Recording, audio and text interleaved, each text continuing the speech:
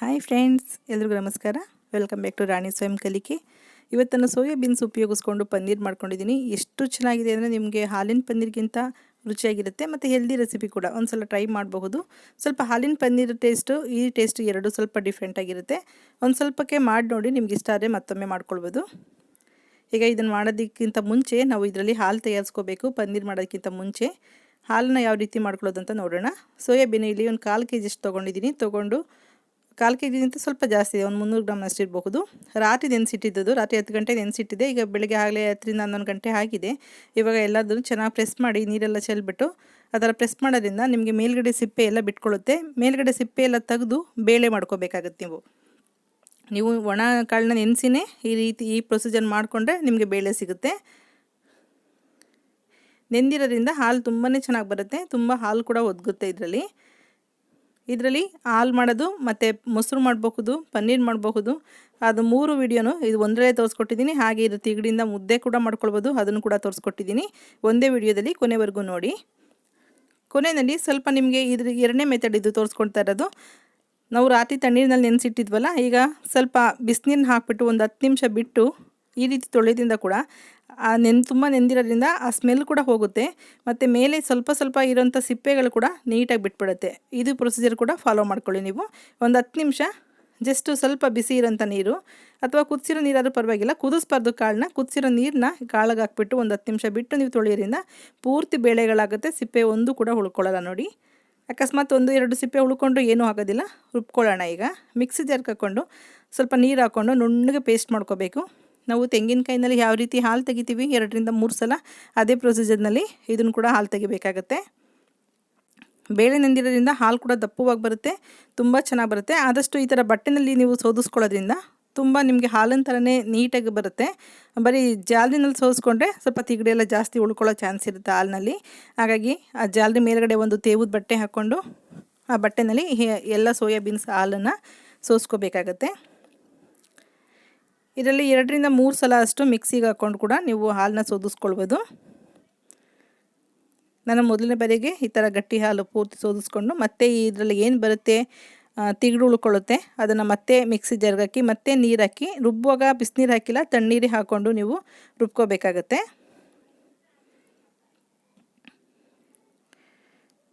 ಇದನ್ನು ಸ್ವಲ್ಪ ಬಟ್ಟೆ ಆಗಿರೋದ್ರಿಂದ ಸ್ವಲ್ಪ ಹಾಲು ಬಿಡೋದು ನಿಧಾನ ಆಗುತ್ತೆ.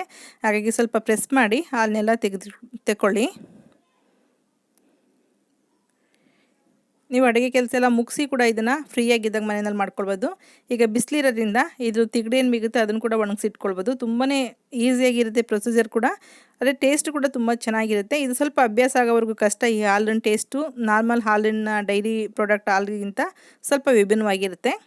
ಆದರೆ ಕುಡಿಯೋಕ್ಕಾಗದಷ್ಟು ಏನು ಕೆಟ್ಟದಾಗಿರಲ್ಲ, ಟೇಸ್ಟು ಚೆನ್ನಾಗಿರುತ್ತೆ. ಚೆನ್ನಾಗಿ ಕುದಿಸ್ಕೊಳ್ಳೋದ್ರಿಂದ ಟೇಸ್ಟ್ ಚೆನ್ನಾಗಿರುತ್ತೆ.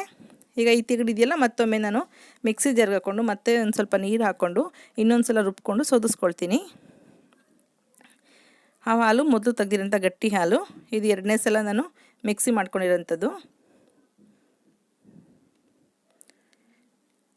ಇಲ್ಲಿ 1.5ರಿಂದ 1.25 ಲೀಟ್ರಷ್ಟು ನೀರನ್ನ ಉಪಯೋಗಿಸ್ಕೊಂಡಿದ್ದೀನಿ ಟೋಟಲು.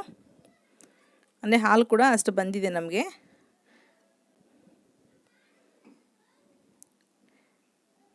ಪ್ರತಿ ಸಲ ಮಾಡಬೇಕಾದಾಗಲೂ ಬಟ್ಟೆನಲ್ಲೇ ಸೋದಿಸ್ಕೊಳ್ಳೋದ್ರಿಂದ ನೀವು ಮತ್ತೆ ಫಿಲ್ಟ್ರ್ ಮಾಡೋ ಅವಶ್ಯಕತೆಯೇ ಇಲ್ಲ. ಹಾಲು ಅಷ್ಟು ಚೆನ್ನಾಗಿರುತ್ತೆ ಮತ್ತು ತಿಗಡು ಕೂಡ ಎಲ್ಲೂ ಬರೋದಿಲ್ಲ. ಈ ಥರ ಸ್ವಲ್ಪ ನಿಧಾನಕ್ಕೆ ಕೈಯಿಂದ ಪ್ರೆಸ್ ಮಾಡಿಕೊಂಡ್ರೆ ಎಲ್ಲ ಹಾಲು ನೀಟಾಗಿ ಬರುತ್ತೆ. ನೋಡಿದ್ರಲ್ಲ, 2ನೇ ಸಲ ತೆಗೆದಿರೋಂಥ ಹಾಲು ಎಲ್ಲದಕ್ಕೂ ಮಿಕ್ಸ್ ಮಾಡಿ ಈಗ ಹಾಲನ್ನ ಕುದಿಯೋದಕ್ಕೆ ಇಟ್ಕೋಬೇಕು. ಈ ಹಾಲನ್ನ ತೆಗ್ದಾಗಿದೆ. ಈಗ ಹಾಲನ್ನ ಚೆನ್ನಾಗಿ ಕುದಿಸ್ಕೋಬೇಕು. ಸ್ವಲ್ಪ ಅದು ಕುದಿಯೋಕ್ಕೆ ಬರೋವರೆಗೂ ಸ್ವಲ್ಪ ಹೈ ಫ್ಲೇಮಲ್ಲಿ ಇಟ್ಕೊಳ್ಳಿ. ಅಲ್ಲೇ ನಿಂತ್ಕೊಂಡು ಮಾಡ್ಕೋಬೇಕು. ಸೇಮ್ ಹಾಲು ಥರನೇ ಇದನ್ನು. ಉಪ್ಪು ಬಂದು ಸುರಿದೋಗುತ್ತೆ. ಉಪ್ಪು ಬಂದು ಸುರಿದ್ರೆ ರುಚಿ ಇರೋದಿಲ್ಲ. ಹಾಗಾಗಿ ಸ್ವಲ್ಪ ಕುದಿ ಬರೋ ತನಕ ಹೈ ಫ್ಲೇಮ್ ಮಾಡ್ಕೊಳ್ಳಿ. ಕುದಿ ಬಂದ ತಕ್ಷಣ ಲೋ ಫ್ಲೇಮ್ ಮಾಡಿ, ಲೋ ಫ್ಲೇಮ್ನಲ್ಲಿ ಒಂದು 10ರಿಂದ 12 ನಿಮಿಷದಷ್ಟು ಚೆನ್ನಾಗಿ ಕುದಿಸ್ಬೇಕು. ಕುದಿಸೋದ್ರಿಂದ ಇದು ಸ್ಮೆಲ್ ಕೂಡ ಇರೋದಿಲ್ಲ. ಹಾಲು ಕಾಯಿಸುವಾಗ ಮೇಲ್ಗಡೆ ಪ್ಲೇಟೇನು ಮುಚ್ಚೋ ಅವಶ್ಯಕತೆ ಇಲ್ಲ. ಹೀಗೆ ಚೆನ್ನಾಗಿ ಕುದಿಸ್ಕೊಳ್ಳಿ. ಮತ್ತು ಇದು ತಳ ಹಿಡಿಯುತ್ತೆ ಸ್ವಲ್ಪ, ಹಾಗಾಗಿ ನೋಡಿಕೊಂಡು ಮಧ್ಯೆ ಕೈ ಆಡಿಸ್ಕೊತಾ ಇರಬೇಕು. ಈಗ ಉಪ್ಪು ಬಂದಿದೆ ಹಾಲು. ಈಗ ಇದನ್ನು ಸ್ವಲ್ಪ ಲೋ ಫ್ಲೇಮ್ ಮಾಡಿಕೊಂಡು ಚೆನ್ನಾಗಿ ಕುದಿಯೋದಕ್ಕೆ ಬಿಡ್ತಾಯಿದ್ದೀನಿ.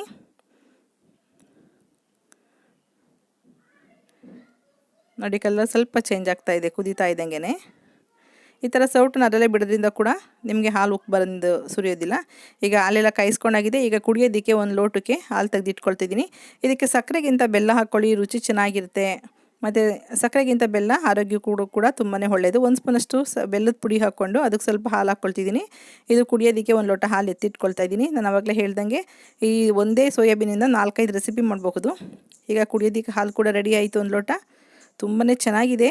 ಆದರೆ ಆ ಹಾಲು ಡೈರಿ ಮಿಲ್ಕ್ ಹಾಲಿಗಿಂತ ಸ್ವಲ್ಪ ಡಿಫ್ರೆಂಟ್ ಆಗಿದೆ. ಅದು ಕುಡಿಬೋದು, ಚೆನ್ನಾಗಿರುತ್ತೆ. ಈಗ ಈ ತಿಗಡೆ ಏನು ಮಿಕ್ಕಿದೆ ಇದನ್ನು ವೇಸ್ಟ್ ಮಾಡೋದು ಬೇಡ. ನೀವು ಪನ್ನೀರು ಪರಾಟ ಅಥವಾ ಚಪಾತಿ ಏನಾರು ಮಾಡ್ತೀವಿ ಅನ್ನೋದಾದರೆ ಇಮಿಡಿಯೇಟ್ ಈ ಹಿಟ್ಟು ಜೊತೆಗೆ ಗೋಧಿ ಹಿಟ್ಟು, ಮೈದಾ ಹಿಟ್ಟನ್ನು ಹಾಕ್ಕೊಂಡು ನೀವು ಮಾಡ್ಕೊಳ್ಬೋದು. ಮಾಮೂಲಿ ಹಿಟ್ಟುಗಳ ಜೊತೆ ಇದನ್ನು ಉಪಯೋಗಿಸ್ಕೊಳ್ಬೋದು. ಅಥವಾ ನಮ್ಗೆ ಈಗ ಮಾಡೋದಕ್ಕಾಗಲ್ಲ, ಅಡುಗೆ ಎಲ್ಲ ಆಗಿದೆ, ವೇಸ್ಟ್ ಆಗುತ್ತೆ ಅನ್ನೋದಾದರೆ ಫ್ರಿಜ್ಜಿಗೆ ಇಡೋದಕ್ಕಿಂತ ಇನ್ನೊಂದು ಬೆಸ್ಟ್ ಪ್ರೊಸೀಜರ್ ಅಂದರೆ ಬಿಸಿಲಲ್ಲಿ ಒಣಗಿಸ್ಕೊಳ್ಳೋದು. ನಾನು ಇದನ್ನು ಸ್ವಲ್ಪ ಬಿಸಿಲಲ್ಲಿ ಇಟ್ಟಿದ್ದೀನಿ. ಒಂದು 2-3 ಗಂಟೆ ಒಳಗಡೆ ಇದು ಬಿಸಿಲಲ್ಲಿ ಚೆನ್ನಾಗಿ ಒಣಗಿದೆ. ಅದನ್ನು ತಂದು ಮಿಕ್ಸಿಗೆ ಹಾಕ್ಕೊಂಡು ಪುಡಿ ಮಾಡ್ಕೊಂಡಿದ್ದೀನಿ. ನೋಡಿ, ಹಿಟ್ಟೇನು ಮತ್ತು ಜರಡಿ ಹಿಡಿಬೇಕಾಗೇ ಇಲ್ಲ, ಸಣ್ಣಕ್ಕಿದೆ. ನೀರಿಗೆ ಹಾಕಿದ್ರೆ ಗಂಟಂಗಿರೋದು ಕೂಡ ಹರಳ್ಕೊಳ್ಳುತ್ತೆ, ಕರಗೋಗುತ್ತೆ. ಹಾಗಾಗಿ ಇದನ್ನು ಪುಡಿ ಮಾಡಿ ಇಟ್ಕೊಂಡಿದ್ದೀನಿ. ಇದನ್ನು ರಾಗಿ ಹಿಟ್ಟು ಜೊತೆಗೆ ಮಿಕ್ಸ್ ಮಾಡಿಕೊಂಡು ನಾನಿಲ್ಲಿ ರಾಗಿ ಮುದ್ದೆಗೆ ಬಳಸ್ಕೊಳ್ತಾ ಇದ್ದೀನಿ. ಒಂದು ಸಲ ಕಾಳನ್ನ ನೆನೆ ಹಾಕಿದ್ಮೇಲೆ ಯಾವುದೇ ಕಾರಣಕ್ಕೂ ಅದರಲ್ಲಿ ಏನೂ ವೇಸ್ಟ್ ಆಗೋಲ್ಲ. ಅದು ಆ ರೀತಿಯಲ್ಲಿ ಬುದ್ಧಿವಂತಿಕೆಯಿಂದ ಎಲ್ಲನೂ ಉಪಯೋಗಿಸ್ಕೊಳ್ಬೋದು. ನಿಮ್ಗೇನಾದ್ರು ಪರೋಟ ಚಪಾತಿ ಮಾಡ್ತೀವಿ ಅಂತಂದರೆ ಅದನ್ನು ಉಪಯೋಗಿಸ್ಕೊಳ್ಳಿ ಹಸಿ ಹಿಟ್ಟನ್ನ. ಇಲ್ಲ ಅನ್ನೋದ್ರೆ ಈ ಥರ ಒಣಗಿಸ್ಬಿಟ್ಟು ನೀವು ಎಷ್ಟು ದಿನ ಬೇಕಾದ್ರೂ ಸ್ಟೋರ್ ಮಾಡ್ಬೋದು. ನೋಡಿ, ರಾಗಿ ಮುದ್ದೆ ಮಾಡ್ಕೊಂಡಿದ್ದೀನಿ. ತುಂಬಾ ಟೇಸ್ಟ್ ಕೂಡ ಏನೂ ಡಿಫ್ರೆಂಟ್ ಆಗಿಲ್ಲ, ಚೆನ್ನಾಗಿದೆ ಟೇಸ್ಟ್ ಕೂಡ. ಹಾಗೆ 1 ಲೋಟ ಮೊಸರು ಮಾಡ್ಕೊಳ್ತಿದ್ದೀನಿ. ಇದು ಕಾಯಿಸಿರೋಂಥ ಸೋಯಾಬೀನ್ ಹಾಲು, ಅದಕ್ಕೆ ಮಾಮೂಲಿ ಮೊಸರನ್ನೇ ಹೆಪ್ಪಾಕೊಳ್ತಾ ಇದ್ದೀನಿ. ಮೊಸರು ಕೂಡ ಎಷ್ಟು ಚೆನ್ನಾಗಿ ಗಟ್ಟಿಯಾಗಿ ಬಂದಿದೆ ಗೊತ್ತಾ, ತುಂಬಾ ಚೆನ್ನಾಗಿದೆ ಟೇಸ್ಟು. ಇದು ಅಷ್ಟೇ, ಮೊಸರು ಸ್ವಲ್ಪ ಟೇಸ್ಟ್ ಡಿಫ್ರೆಂಟಾಗಿದೆ, ಆದರೆ ಚೆನ್ನಾಗಿರುತ್ತೆ. ಅನ್ನ ಜೊತೆಗೆ ಹಾಕೊಂಡು ನಾವು ಉಪಯೋಗಿಸಿದ್ದೀವಿ. ರುಚಿ ಚೆನ್ನಾಗಿದೆ, ಅಷ್ಟೊಂದೇನು ತಿನ್ನೋಕ್ಕಾಗಲ್ಲ ಅನ್ನೋದು ಇರಲ್ಲ. ಈಗ ಅದೇ ಹಾಲು ಇನ್ನು ಸ್ವಲ್ಪ, ಈಗ ಮೊಸರಿಗೆ ಎತ್ಕೊಂಡಿದ್ದಾಯಿತು, ಕುಡಿಯೋಕ್ಕೂ ಎತ್ಕೊಂಡಿದ್ದಾಯಿತು. ಈಗ ಅದೇ ಹಾಲಿನಲ್ಲಿ ಪನ್ನೀರ್ ಮಾಡ್ಕೊಳ್ತಾ ಇದ್ದೀನಿ. ಹಾಲನ್ನ ಇನ್ನೊಂದು ಸ್ವಲ್ಪ ಇದು ಕಾಯೋದಕ್ಕೆ ಇಟ್ಕೊಂಡು, ಅದು ಕಾಯಬೇಕಾದ್ರೆ ಲೋ ಫ್ಲೇಮ್ ಮಾಡಿಕೊಂಡು ಅರ್ಧ ನಿಂಬೆಹಣ್ಣನ್ನು ರಸ ತೆಗೆದ್ಬಿಟ್ಟು ಆ ರಸ ಮಾತ್ರ ಹಾಕ್ಕೊಂಡು ಹಿಂಗೆ ಜಸ್ಟ್ ಲೈಟಾಗಿ ತಿರುಗಿಸ್ತಾ ಇರಿ. ನೀಟಾಗಿ ಅದು ಪನ್ನೀರ್ ಆಗುತ್ತೆ. ಪನ್ನೀರ್ ಸಪ್ರೇಟು, ಅದರಲ್ಲಿ ಇರೋಂಥ ನೀರಿನಂಶ ಸಪ್ರೇಟಾಗಿ ನೀಟಾಗಿ ಬರುತ್ತೆ. 1-2 ಇಡೀ ಕಾಳು ಹಾಕಿದ್ದು ಎಷ್ಟೊಂದು ಉಪಯೋಗ ಆಯಿತು ನೋಡಿದ್ರಲ್ಲ. ನೀವು ಕೂಡ 1 ಇಡಿಯಷ್ಟು ಕಾಳು ಹಾಕ್ಕೊಂಡು ನೀವು ಟ್ರೈ ಮಾಡಬಹುದು. ತುಂಬ ಏನು ವೇಸ್ಟ್ ಆಗಲ್ಲ. ಒಂದು 10 ರೂಪಾಯಿ 1 ಇಡೀ ಕಾಳು ಅಂತಂದ್ರೂ ನಿಮಗೆ ಎಷ್ಟೊಂದು ಉಪಯೋಗಕ್ಕೆ ಬರುತ್ತಿದ್ದು. ನೋಡಿದ್ರಲ್ಲ, ನೀರೆಲ್ಲ ಬಿಟ್ಕೊಂಡು ಸಪ್ರೇಟಾಗಿ ಆಗಿದೆ ಪನ್ನೀರು. ನೀವು ನಿಂಬೆಹಣ್ಣು ರಸ ಇಷ್ಟ ಇಲ್ಲ ಅಂದರೆ ಮೊಸರು ಕೂಡ ಹಾಕ್ಕೊಂಡು ನೀವು ಪನ್ನೀರ್ ಮಾಡ್ಕೊಳ್ಬೋದು.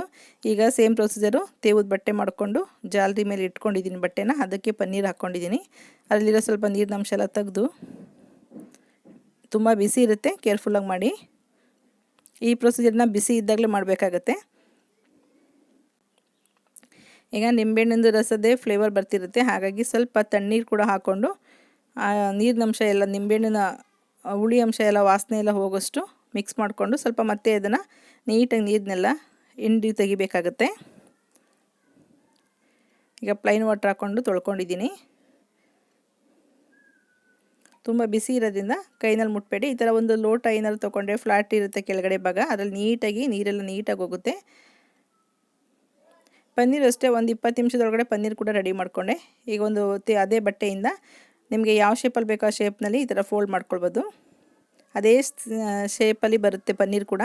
ಮಾಡಿಬಿಟ್ಟು ಒಂದು ಗುಂಟ್ಕಲ್ನ ಅದ್ರ ಮೇಲೆ ಇಟ್ಟಿದ್ದೆ, ಒಂದು 20 ನಿಮಿಷ ಅಷ್ಟೇ ರೆಸ್ಟ್ ಕೊಟ್ಟಿದ್ದೀರದಿಲ್ಲಿ. ನೀರೆಲ್ಲ ಹೋಗಿ ಪನ್ನೀರ್ ರೆಡಿಯಾಗಿದೆ ನೋಡಿ. ವಾವ್, ಎಷ್ಟು ಚೆನ್ನಾಗಿದೆಯಲ್ಲ ಪನ್ನೀರು. ಈ ವಿಡಿಯೋನ ನೋಡಿ ಅಲ್ಲೇ ಬಿಡಬೇಡಿ ಫ್ರೆಂಡ್ಸ್, ಒಂದು ಸಲ ಟ್ರೈ ಮಾಡಿ. ಮನೇಲಿ ಒಂದು ಹೊಸ ರುಚಿ ಕಲ್ತಂಗೂ ಆಗುತ್ತೆ, ಹೊಸ ರೆಸಿಪಿ ಕಲ್ತಂಗೆ ಕೂಡ ಆಗುತ್ತೆ. ರುಚಿಯಾಗಿರೋದ್ರಿಂದಲೇ ನಾನು ಈ ವಿಡಿಯೋನ ಅಪ್ಲೋಡ್ ಮಾಡ್ತಾ ಇರೋದು. ಇಲ್ಲಾಂದರೆ ವಿಡಿಯೋಗಳನ್ನ ಅಪ್ಲೋಡ್ ಮಾಡಲ್ಲ ಟೇಸ್ಟಿಯಾಗಿರಲ್ಲ ಅಂದರೆ. ಹಾಗಾಗಿ ಒಂದು ಸಲ ಟ್ರೈ ಮಾಡಿ. ನಿಮಗೆ ಯಾವ ಶೇಪಲ್ಲಿ ಬೇಕು ಆ ಶೇಪ್ನಲ್ಲಿ ಪನ್ನೀರನ್ನ ಕಟ್ ಮಾಡ್ಕೊಳ್ಬೋದು. ಈ ಪನ್ನೀರನ್ನ ನೀವು ಫ್ರೀಝರ್ನಲ್ಲಿ ಎಷ್ಟು ದಿನ ಬೇಕಾದ್ರೂ ಸ್ಟೋರ್ ಮಾಡ್ಬೋದು. ಫ್ರಿಜ್ನಲ್ಲಿ ಇಟ್ಟರೆ ಆದಷ್ಟು ಯಾವುದೇ ಪನ್ನೀರಾದರೂ ಫ್ರಿಜ್ಗಿಂತ ಫ್ರೀಝರ್ನಲ್ಲಿ ತುಂಬ ಸೇಫ್ಟಿಯಾಗಿರುತ್ತೆ, ಚೆನ್ನಾಗಿರುತ್ತೆ. ಎಷ್ಟು ದಿನ ಇಟ್ಟರು ಹಾಳಾಗೋದಿಲ್ಲ. ನೋಡಿ, 1-2 ಇಡೀ ಕಾಳಿಗೆ ನಾವು ಹಿಟ್ಟು ರೆಡಿ ಮಾಡ್ಕೊಂಡ್ವಿ, ಹಾಲು ಮೊಸರು ಆಗಿ ಪನ್ನೀರ್ ಕೂಡ ಆಗಿದೆ. ಪನ್ನೀರ್ ಗ್ರೇವಿ ಕೂಡ ತುಂಬಾ ಚೆನ್ನಾಗಿದೆ, ತುಂಬ ಒಳ್ಳೆ ಅದ್ಭುತವಾದಂಥ ರುಚಿ ಇತ್ತು. ಅದನ್ನು ಕೂಡ ಮಾಡಿದ್ದೀನಿ. ಅದು ಕೂಡ ಜಸ್ಟ್ ಅದು ಫೋಟೋ ಅಷ್ಟೇ ಹಾಕ್ತಾಯಿದ್ದೀನಿ ನೋಡಿ. ನಿಮ್ಗೆ ಇಷ್ಟ ಆದರೆ ನೆಕ್ಸ್ಟ್ ವಿಡಿಯೋದಲ್ಲಿ ಹಾಕ್ತೀನಿ ಅದನ್ನು ಕೂಡ ನೀವು ಟ್ರೈ ಮಾಡಬಹುದು. ನೋಡಿದ್ರಲ್ಲ, ಸೋಯಾಬೀನಿಂದ ಪನ್ನೀರ್ನ ಎಷ್ಟು ಈಸಿಯಾಗಿ ಮಾಡ್ಬೋದು ಅಂತೇಳಿ ಫ್ರೆಂಡ್ಸ್.